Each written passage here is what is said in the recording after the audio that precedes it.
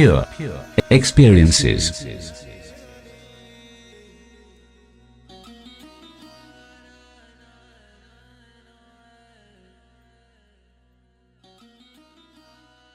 And today's topic is the revealing power of Maya. So, as usual, we'll start with the what questions. And the first question is, what is Maya? So, it is usually translated into English as illusion, but that is not exactly correct translation according to my understanding. Illusion is something which is produced out of nothing, and it is possible for the illusion to end and be replaced by nothing again. Maya is something different. It is a kind of illusion, but something more complicated. So the word Maya means that which is not. So Ma means not, and Ya means that which is. So whatever, if we call it something as Maya, that means that it is there, it is something, but it is not that which it appears to be. A little bit of complications in translation and meaning. So usually this word is applied to the external world, the world that we perceive via senses, and you will find that the teachers and scriptures are saying that the world is Maya, and usually that is translated as uh, directly as the world is an illusion, or some people then go ahead and interpret it like this, that there is no world. Then some people, they go ahead and say the world is like a dream. They actually say the world is a dream, and then some of the teachers will say no, the world is like a dream. It has dream like qualities, and this is also one of the interpretation of the word Maya, that it produces a dream like experience. So, what is my understanding of this word? The word is actually, for me, it means that whatever there is actually distorted by the mind, and the mind forms a belief that there is actually something else which it is unable to see, which that which it is seeing or perceiving or experiencing is something else than the thing itself. And this is how I understand the word Maya. It is a distortion in the mind of what exists or what is. So, Maya is a form of ignorance. That is all it is. It is not magic, it is not illusion, it is not dream, it is not a trick, nothing. It is just ignorance in our mind that things are in a certain way while they are actually some other way. The real nature of things, anything, any experience, when it is covered by ignorance, appears as Maya. When the ignorance is removed, the Maya is gone, and the experience is seen as it is. So then why do people say that the world is Maya and this is Maya and that is Maya? They are actually talking in shortcut. They are actually interpreting the knowledge in a short way. This is short description of what the scriptures are saying, and because language has its limitations, so uh, those who have seen through the ignorance, they cannot find a better word to put their experience into, and so they coined this term Maya. So there is a reality, there is something, there is an experience, but it is not what we commonly see. So the topic says that it is a power. In my experience, the mind is the most powerful thing that there is. Actually, there is nothing else except the mind, so obviously it becomes the most powerful thing. And it has this power of distorting everything to suit its own needs. And it is not only distorting the perceptions that come through the senses actually, they are the distortion, they are the limitations on what exists. The mind creates senses to get the knowledge of its surroundings, and in this process it totally distorts what is. And actually it goes ahead and believes that whatever the senses are telling, whatever the senses are conveying is the truth. And it has this power, to convince um, itself that what exists is whatever which is being conveyed by the senses. So that is why I call this ability, or maybe this is a limitation of the mind, as the power of the wheeling power of Maya. So Maya is ignorance, and the mind has this capability. We can call it a quality of the mind, a property of the mind, that it can do this actually, and it can then dwell into it, completely immersed into its own distortions, and calling it as reality. And then the cycle of actions, reactions, and consequences, and all that play starts. It all starts because the mind believes that whatever it is seeing, is experiencing, is real. And we are trapped into this play. And by we, I mean the minds only. The mind itself is trapped into this play, and sooner or later, it can be very entertaining, it can be very amusing at first. Sooner or later, it turns into suffering. When the ignorance goes very deep, it turns into suffering. And then the mind, makes an effort to come out of the distortions and beliefs that it has itself produced through the process of evolution. It tries to come out of that, seeks the answers, and the mind becomes a seeker. A seeker is born this way. So a very fundamental, a very basic activity of a seeker is getting rid of beliefs, getting rid of Maya, or getting rid of this illusion. In common language, we can say that mind produces illusions of many kinds. So world is only one of the illusion. There are many more. So let us see how the mind does it. What is this mechanism there? What actually happens that the what is gets converted into what is not? The Ya becomes Maya. The mechanism is one of the basic activity of the mind is to divide. So it makes sense of everything that surrounds it by dividing it into parts. And then it goes on and assumes that the parts are real, parts are separate from itself, and that is how it can interact with them, that is how it can make sense of them. And then the belief takes hold in the mind that these things which I have created, I have separated out of my surroundings, are actually there. This is one of the mechanism the mind operates on, and this is how the distortion is created. And another activity of the mind is naming and classifying. So mind can make something exist simply by naming it, simply by inventing a name for it. So it extracts forms out of its surroundings, out of its environment, and then it names them. And this is how the world of names and forms, Namrup, comes into existence, just like magic. So, and it then goes ahead and believes that this is real, this is true, this is what is actually there, and this is ignorance. Then there is another mechanism through which the mind operates, and it is the mechanisms, the activities, the actions it takes for survival.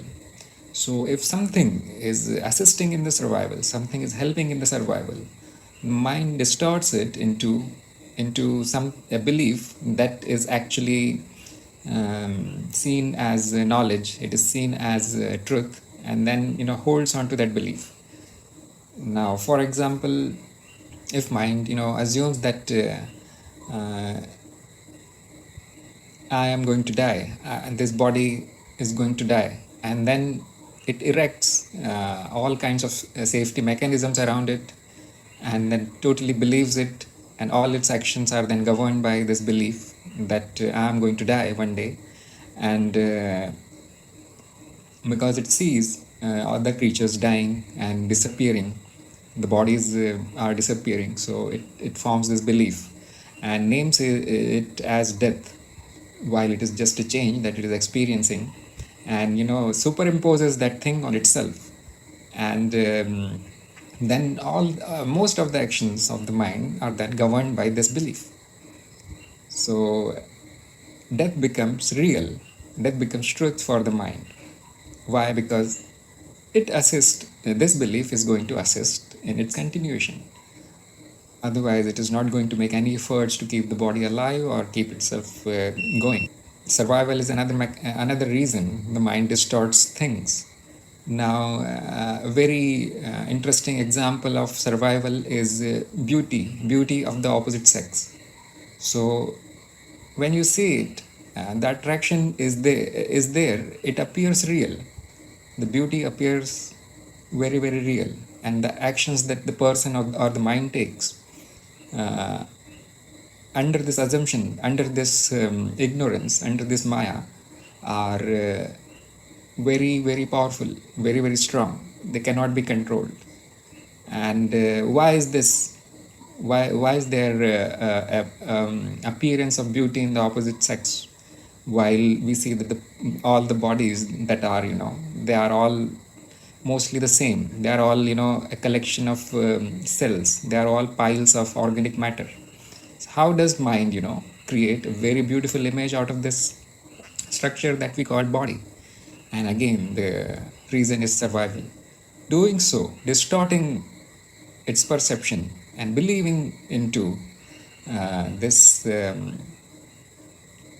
assumption that other body is very, very beautiful and must have, it actually ensures its continuity. It ensures the continuity of the body. And this is called the procreative tendency of the ego or the mind.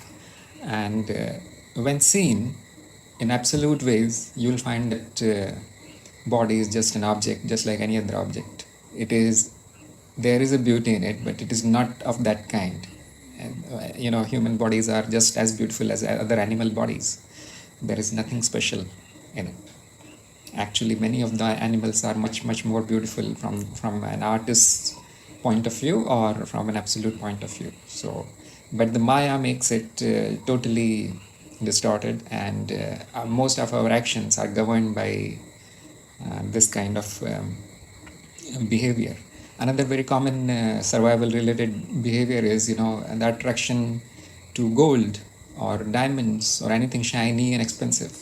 Now, what is so special about the gold, except that it does not disintegrate very fast. It is a noble metal that is very useful, but people don't use it for that. People use it for something else. And why is there attraction there?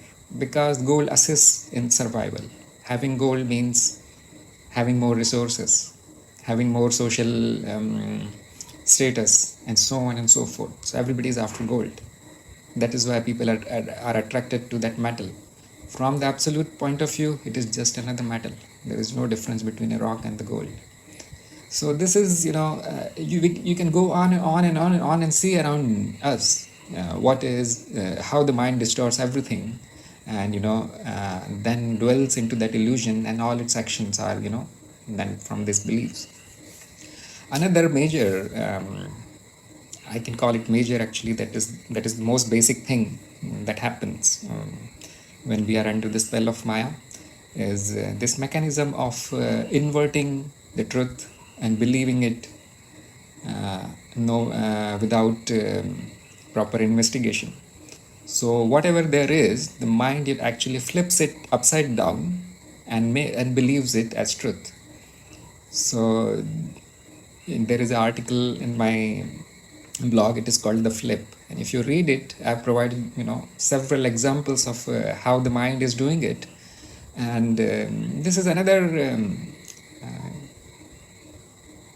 mechanism for generating Maya or illusion. So it takes anything, any fact, and simply flips it around, and this is how the the illusion is generated. You can find the evidence for these mechanisms around you in your experience. If you directly observe, if you pay attention, you will find how the mind is doing it. So let us first take the illusion of the world, because that is the most discussed and most popular thing in the spiritual circles. Everybody likes to call the world as illusion. And if it is an illusion, then what is actually there? Is there nothing? So the answer is, shortcut answer to this question is that the world is Maya, but it is not nothing. It is me, it is us, it is I, it is the self, it is the consciousness. This is the shortcut answer. It is not that there is nothing there. Just the experiencer is seen in form of various objects. So how is it even possible that the experiencer, that is so pure and unchanging and nothing, gets converted into a world that is impermanent and fleeting, illusory, dreamlike, full of joys and sorrows and happiness and sadness and suffering? How is it even possible? The short answer is mind. Mind does it. And the long answer is, it is a big process. The mind gets covered under the layers of ignorance, one by one, and then all this drama is generated out of this ignorance. So what is there actually is just consciousness, just me, just us, just the experiencer. So we have seen in our past meetings that experience and the experiencer are the one. They are one thing, one whole. So mind makes it, first division it does is it makes it into two, and whatever is changing appears to mind as patterns, and then it goes ahead and organizes those patterns into things, objects. Whether they are physical, whether they are non-physical, does not matter. They are of all one kind. They are just patterns, and it produces the whole world. The body is a pattern, the mind itself is a pattern which is evolved around memory. So this is how everything is generated, and this process goes on and on. It is not that it happened once and then and the mind is trapped in it. No, it goes on, and it is an unending process. It never started, it never ends. So it gets trapped into the Maya like this by creating objects and separate things, by creating divisions into what is, and assuming itself as separate from them. Now you will notice that this is a knowledge creation process. So knowledge in the end is just ignorance. Whatever we know it through the mind, and mind always distorts whatever it knows, and we think that we are collecting knowledge, and actually what we are doing is we are just getting trapped into Maya. So this can sound kind of paradoxical, because you will say, I am on the path of knowledge, and just now I called knowledge as ignorance. There is no difference between ignorance and knowledge. There is no difference between ignorance and knowledge from the ultimate point of view. They're one and the same. The difference is from the point of view of the mind. More knowledge generally means less Maya, and ignorance means more of it. So what is the struggle of a seeker? Is the experiencer seeking? No, it is the mind that is seeking. So what is the struggle of a seeking mind? Is to get rid of this ignorance, purify itself more and more, get out of the Maya as much as it can. And the bad news is it cannot do that, because it will stop existing if it tries to destroy it all, because the world is because of the Maya, the mind is because of the Maya, the person is because of it, and the whole of this drama is because of this. So if you want to get rid of all of this, you want to be as you are, then all these things will be dropped and there won't be any mind. So this is the bad news. The mind cannot get out of it. Even the biggest of the minds, even the most evolved, even the universal mind has ignorance. It is distorting things. It is creating things. So what is the answer then? And the good news is the mind can know this. Just because I said that, it is impossible for the mind to get out of the ignorance or the Maya, it shows that the mind can know this. And it can peacefully exist within the Maya while fully realizing that it is not what it seems to be. That is all it can do. And then it becomes peaceful. Then it becomes playful. Then it becomes happy. So when we shift our focus from the mind, the doer, to the experiencer, the observer, it happens. So it does not take time. It does not take years. It does not take years and years of practice to do that. It can happen in a second. Just shift your attention from the doer to the observer and Maya is no more. Who cares? What is there? If it is distortion, it doesn't matter. If it is real, it doesn't matter. If it is unreal, it doesn't matter. For the experiencer, all these things are just experiences.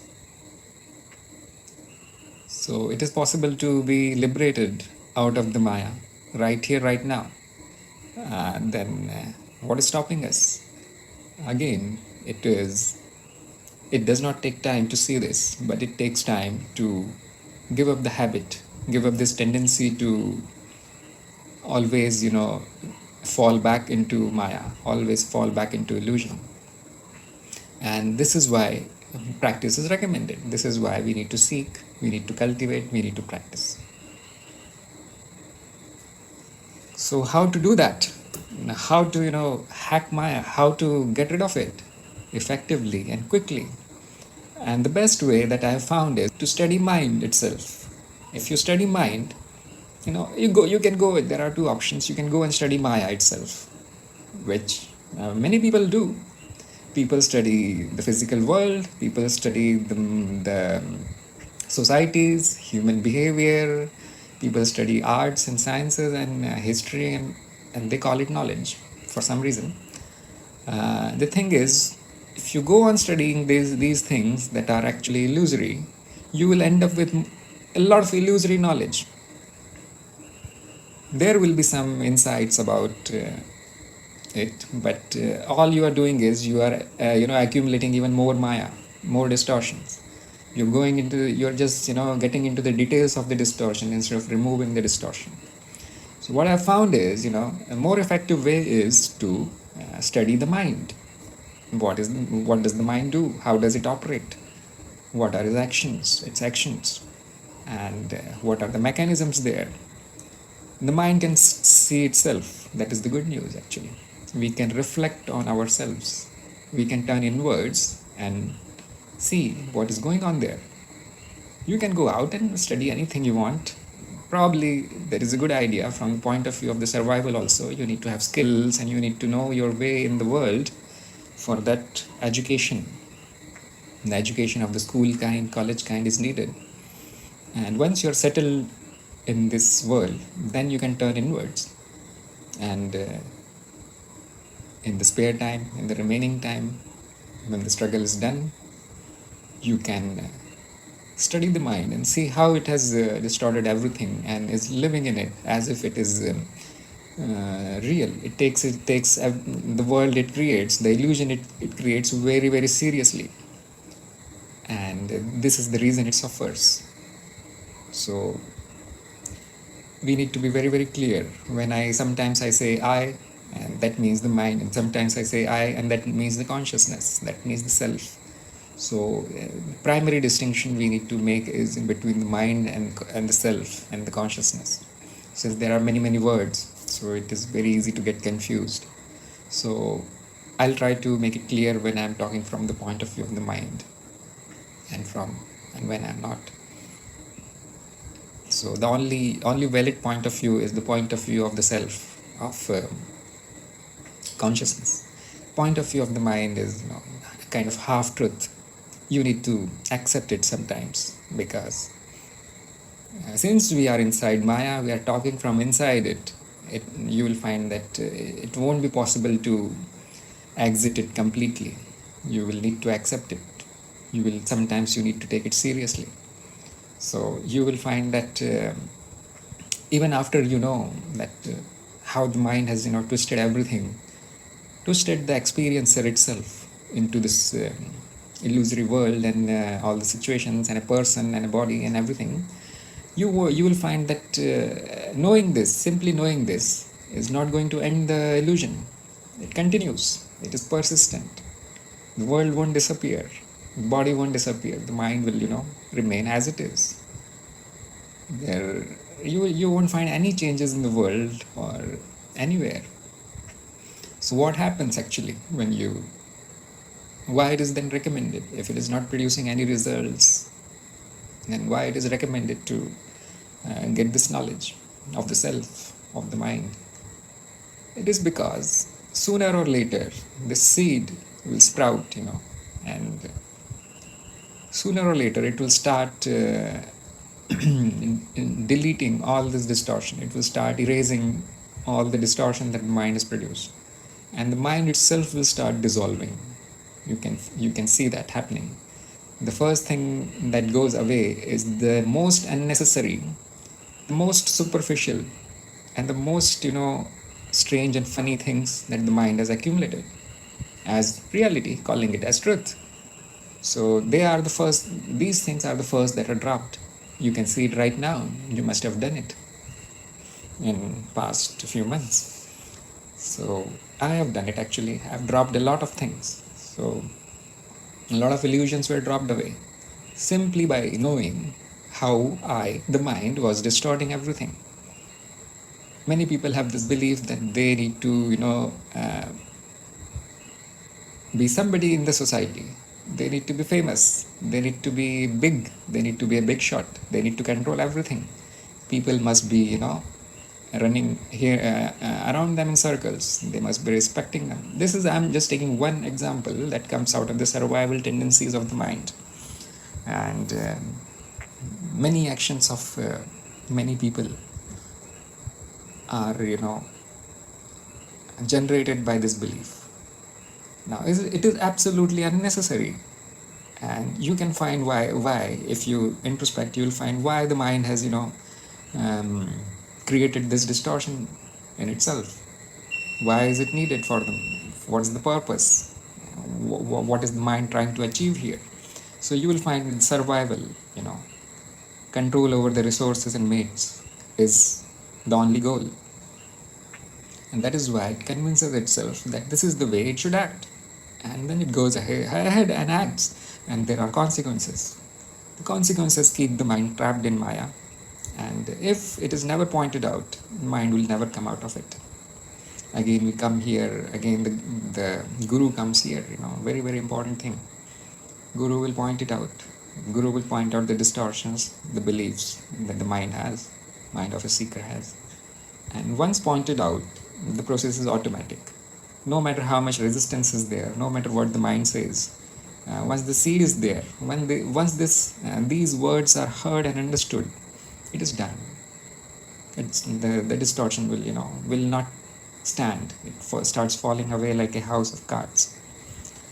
So this is kind of magic, but this is how the mind operates, because it creates the distortion using language, and language is a very effective means to clear the distortion. So you will find that some people just wake up, they become awake, wide awake, simply by reading a book, simply by reading a scripture, simply by hearing a guru. These things can be powerful because they directly go into the mind and affect the mind. And the reverse is also true. The power of rumors. Somebody starts saying something, and if enough people repeat it, it becomes real. People start taking action on it without investigating it. So this is again, a tendency of the mind to believe something which many people believe. Let us say there is this very very common tendency in people. They think that their country is biggest, their race is the most superior, everybody else is just worthy of being slaves, and then they take actions out of that belief. Why does this belief form? Because one of the person starts it, and that person happens to be very very effective in controlling others, mostly a political or religious head, and it distorts everybody's mind, and they actually believe that they are like that, and they cause a lot of harm, and they produce a lot of generate a lot of suffering because of this distortion. Now this is an example from the social um, domain. The mind is doing this, just like I said, there are many kinds of distortion, there are many kinds of illusions. The Maya is very very deep, very very big, very extensive. So it does not only in society, the mind is operating not only in society, it is operating in the world also. So it creates all these things um, that it perceives around itself. So it has created objects, it has created colors, shape, form, sounds, everything. Whatever it cannot make sense of, it says it does not exist. But if it can distort it enough and make it permanent, and that thing comes into existence. So this is why the physical world is generated by the mind, and the social world, the mental world. The person is generated by the mind. If you have attended our meeting on the illusion of the person or identity, it creates a person or identity in itself who is doing everything, who is deciding, who likes, dislikes, who has a story, who has a profession, who is a relative of somebody, who is a friend of somebody, who is an enemy of somebody, who belongs to such and such race, country, and caste and religion and whatever. And all these things, in the mental domain, it creates and then lives in it. And the Maya goes even deeper. You cannot even fathom it, how deep it is. So it's better not to study it too much, because it is an unending subject. It goes on and on and on, and the distortions that are produced by the mind are unending. Too much of it. What we do is we simply try to get rid of it. We study a few examples, a few samples, and then we arrive at this conclusion that everything that the mind tells us is in a certain way is just Maya. Then what is not Maya then? What is real? So in the scriptures, they are very very clear. The gurus are very very clear about this. Whatever changes, comes and goes, is unreal, is Maya, and whatever does not change is real. Whatever holds steady is real. So you already know what it is. So because it has been introduced in the very beginning, the very first day. So all the experience that we are having is just illusion. The experiencer is the real. Now this is a definition of reality that has been chosen for convenience.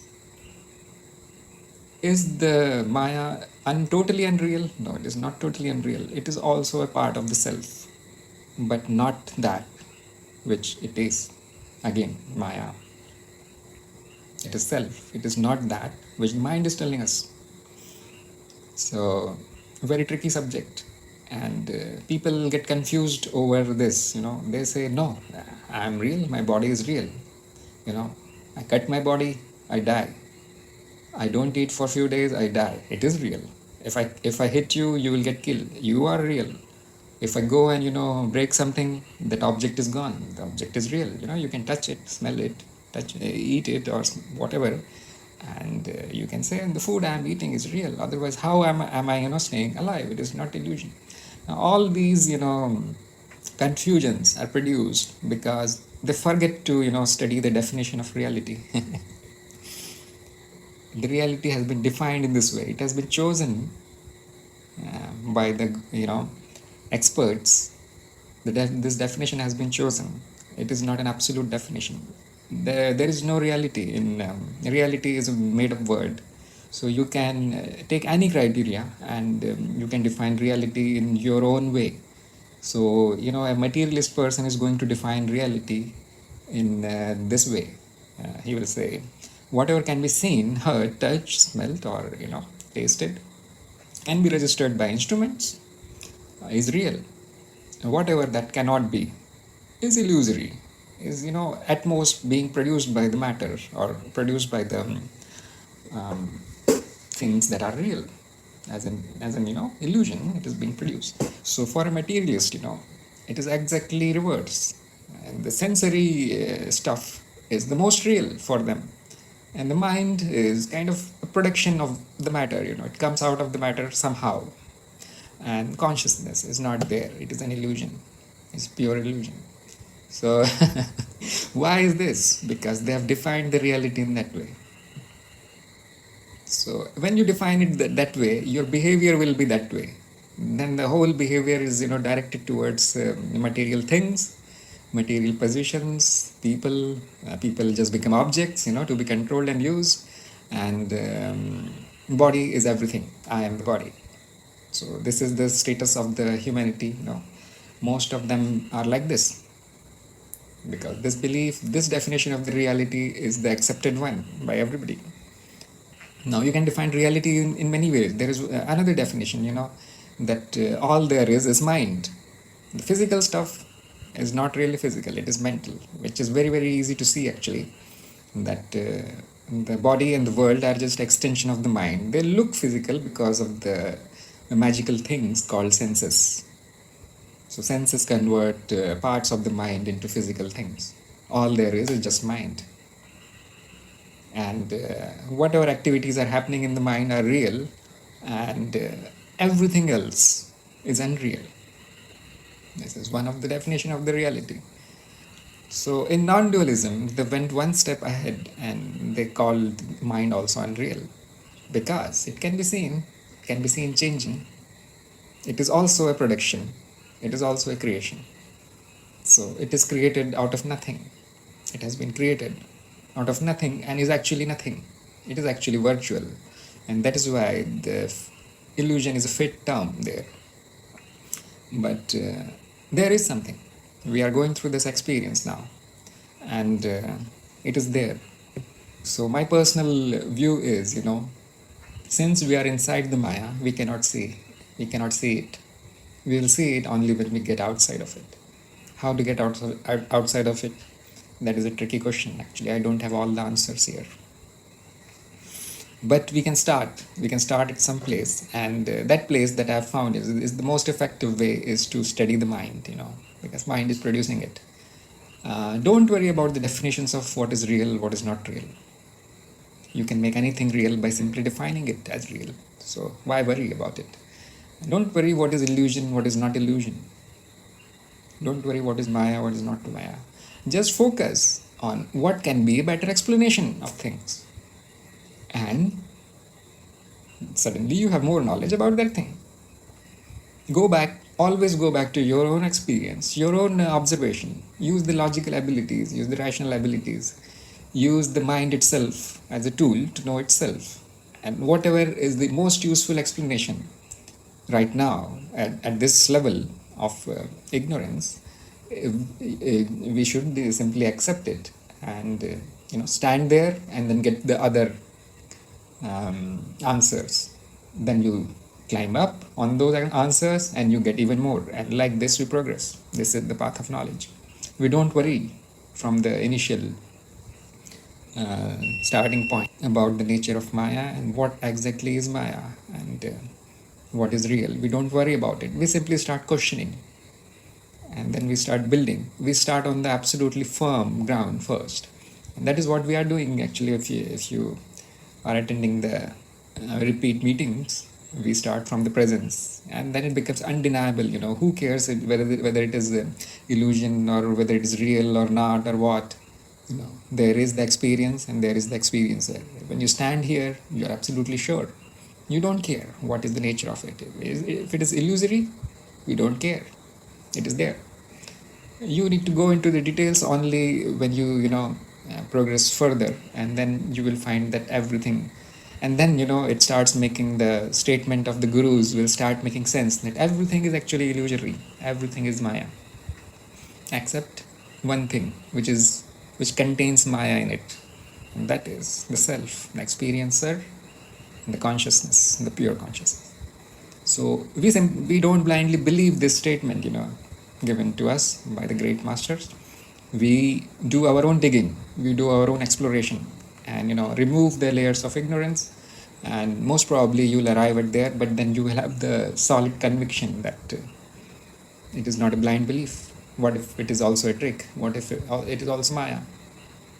So you need to convince yourself, and that is the essence of path of knowledge. The knowledge comes from experience. You need to experience it yourself. So taking interest, being attentive in how the mind works is the key to for getting out of the Maya. There, I'm handing over the key to you. Pay attention to what the mind is doing, become aware of its activities. I'll quickly go through some examples of beliefs that I had, and how the introspection and experiences have exactly reversed them. So you will find that the more you investigate, the deeper you go, you'll find that all our beliefs turn out to be exact opposite of the truth. This is very interesting, because here you have discovered the mode of operation of the Maya. It is just reversing what is and calling it as true. So you can simply take a belief, reverse it, check it out, and then you'll find that you have destroyed that much illusion. It may work, sometimes it does not, because then and that means that belief is not a belief, the belief is actual truth. So I'm going to go through different kinds of statements which I found to be exact opposite of truth, or according to me actually, because truth is subjective, so you need to find your own truth. I had this belief that there are many things. There is world, there is body, there are people, and like that. I'm one of them, and I'm totally separate, and I'm totally independent. And this is me, I. And those are others. And this is something else, these objects, this is world, totally independent of me. And after realizing, after digging for the truth, and the fact appeared that there is oneness, there is no separation, and the separation is just an illusion created by the mind. So when there is oneness, the mind is actually reversing it and making it appear as if there is multiple realities, multiple things. The second one I found is that the most real, and the belief was that the world is the most real thing, that is the most stable and most real thing, that is this world, this universe, this physical universe. And the body is the next. It changes a little bit, but still it is the real thing.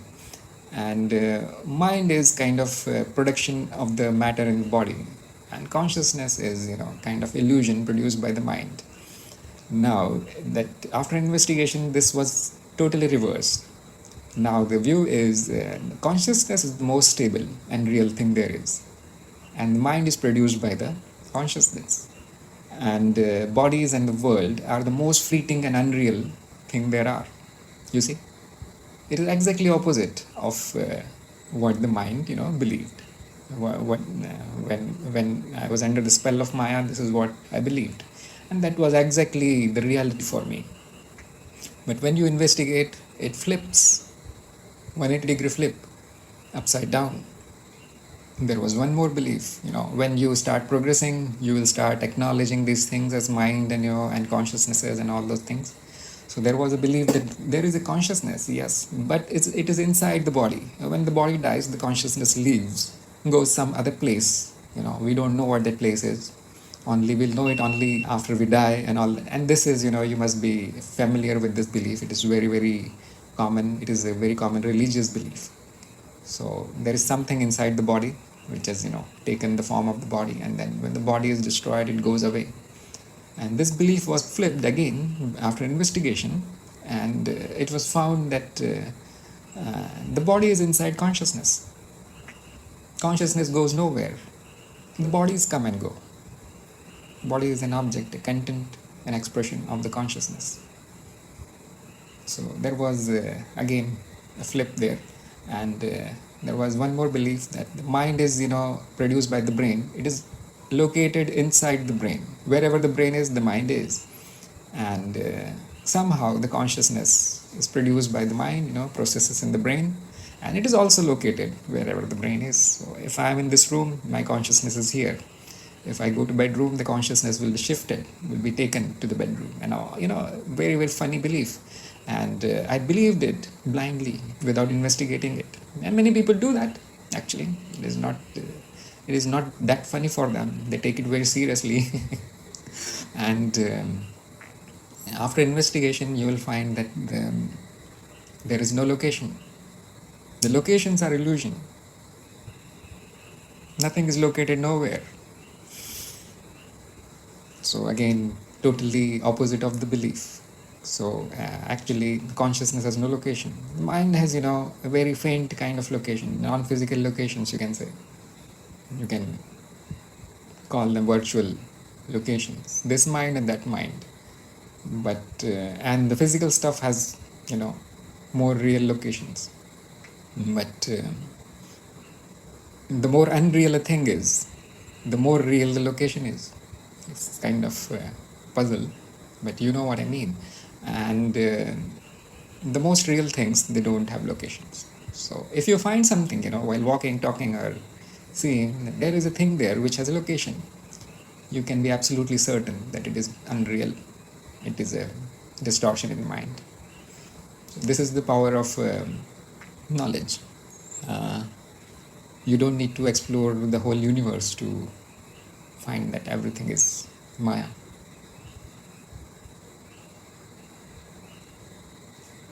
So there was one more. Now I'm shifting to social or personal beliefs. These were kind of metaphysical and physical things. So I had this belief that the books, the mass media, and people, my teachers, my parents, magazines, newspapers, these are all reliable sources of knowledge. You can rely on them. You can trust them. And they speak the truth. Books, mass media means newspapers, TV, and such things. And people whom you trust, your parents, your relatives, your friends, your school teachers, and all that. Politicians, religious priests, and all those. They are full of knowledge. They speak truth.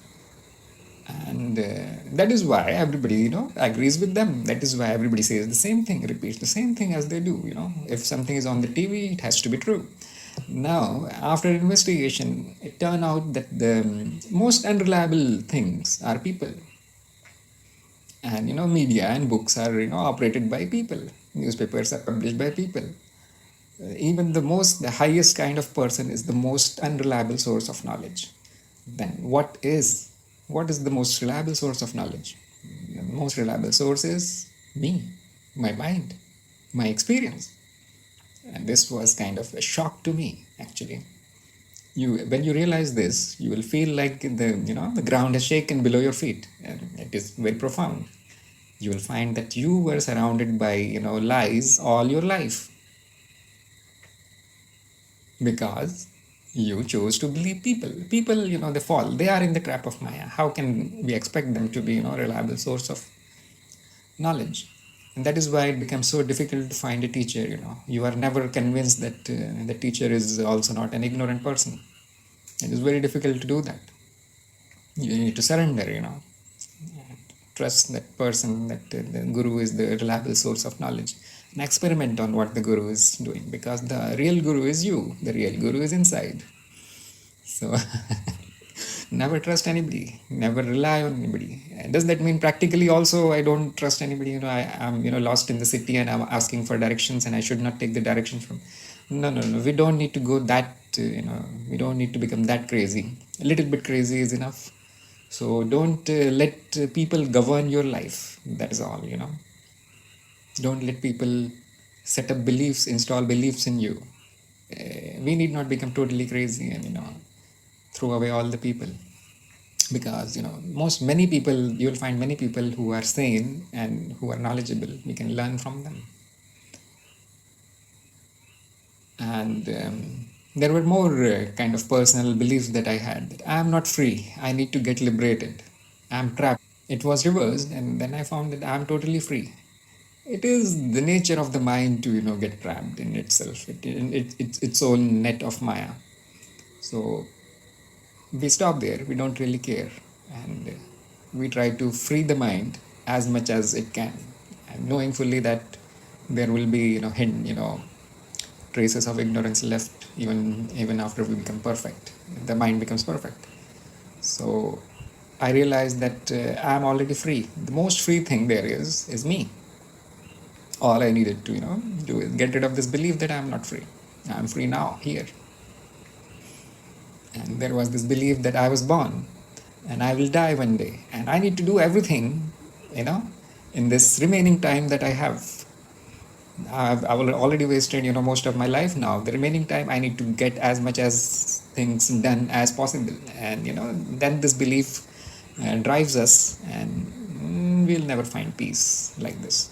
So when investigated, when, you know, when introspected, and when I listened to people, masters, it turned out that I was never born. I'm not going to die. I'm eternal. I'm actually timeless, and I will never change, incapable of any change. And then now you will realize that these beliefs, you know, they were formed because of identification with the mind and the body.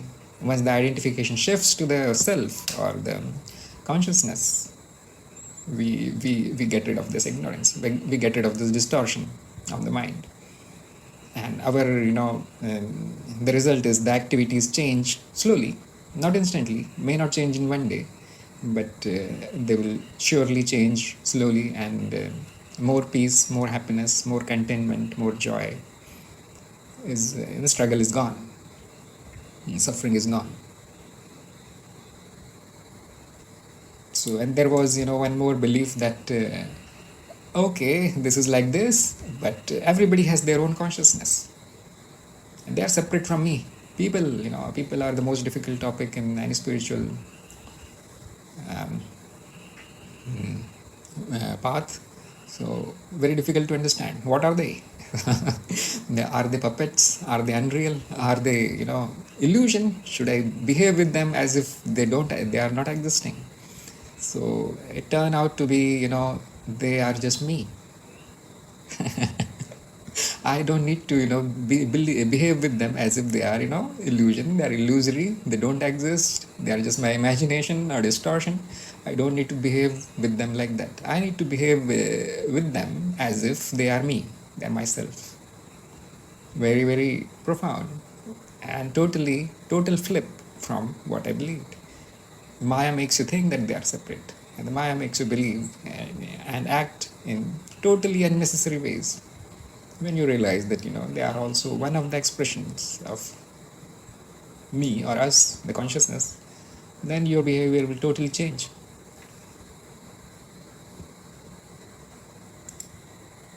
Then there was one more belief that I am here to gain as much as possible. Gains of all kinds, actually, not only material or intellectual gains, and, you know, success and achievements, big deeds, and this and that.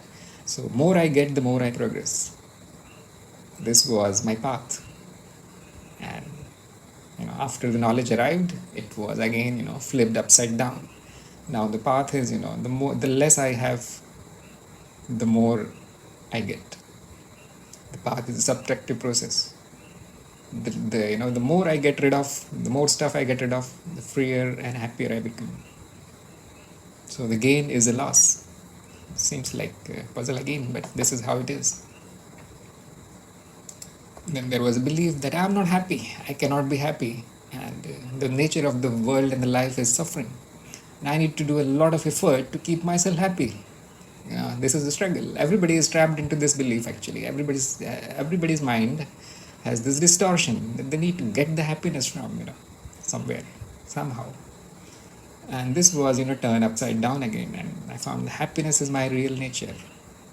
It is being covered up by the ignorance, and the suffering is a result of ignorance. I just need to get rid of the ignorance, and happiness is the ground of the mind. It is naturally happy. And there was another belief that everything is permanent. The things I am owning and the people that are around me are going to stay forever. I can manipulate everything so that things remain with me forever. And there is this observation that everything is impermanent. Things come and go. Why? Because they are unreal. They are illusory.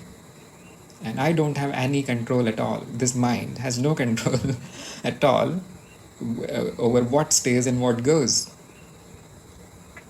So even though it can make this illusion, it has no control over it. And this is a funny thing.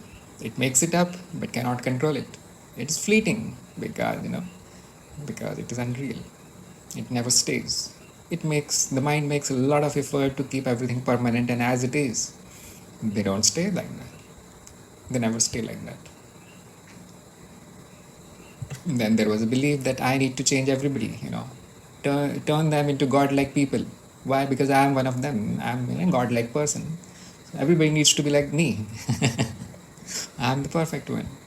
So I spent a lot of time and effort into changing people, changing groups of people, changing everybody around me. Why? Because they need to do what I think is good, and because I know more, they don't know anything. And this belief, produced a lot of suffering, not only for me, for others also. And then I slowly learned that, they are good as they are. They are actually perfect where they are. It is my mind that makes them look imperfect. It is again a distortion in the mind. Maya, as I said, it operates at many levels, very extensive. So the Maya will tell you that others are imperfect, others are no good, you are the best, you are always right, others are always they are stupid. So then I turned it around and I found that it is me who needs to change. It is me who is imperfect, and the only thing that I can do is change myself. That is what is possible. Changing others is actually impossible. If they decide not to change, then we cannot do anything. So it is very easy to change myself. It is almost impossible to change others. And this another interesting belief I had: this world is our home. I belong here, and my loved ones, my relatives, my friends are here. All the fun is here, and I'm going to stay here forever, no matter what. And it turned out that the truth, according to me, is entirely, totally opposite. The home is not here. We are just visitors. We are having a fleeting experience, and it has come and it will go in a blink of the eye. So nothing is mine here. It is an assumption that things are mine, and I own something. There is nothing like that. Anyway, I can go on and on and on and like this, but if you want more examples, they are on the blog article called The Flip. So this is the way I found, go and examine your beliefs. If you believe something about some particular subject or topic, write it down and flip it over, make it upside down, and examine from that point of view also, and probably you will learn something.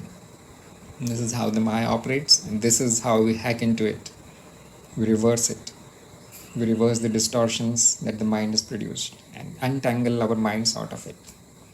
This is a personal process. This is a personal journey. This is what we call as the path of knowledge. Pure experiences. You are listening to Pure Experiences by Tharun Pradhan. For more, please visit pureexperiences.blogspot.in.